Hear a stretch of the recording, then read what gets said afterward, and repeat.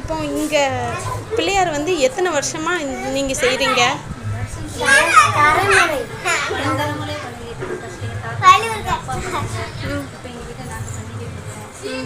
செங்கோட்டை வேளாண் தெருவில்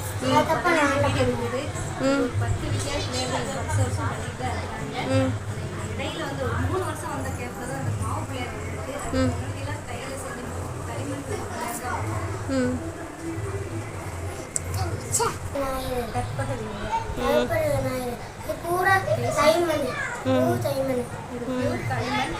பிள்ளையார் பேர் வந்து கற்பக விநாயகர். அந்த பிள்ளையாரை ரொம்ப லைக் பண்ணி வாங்குவாங்க.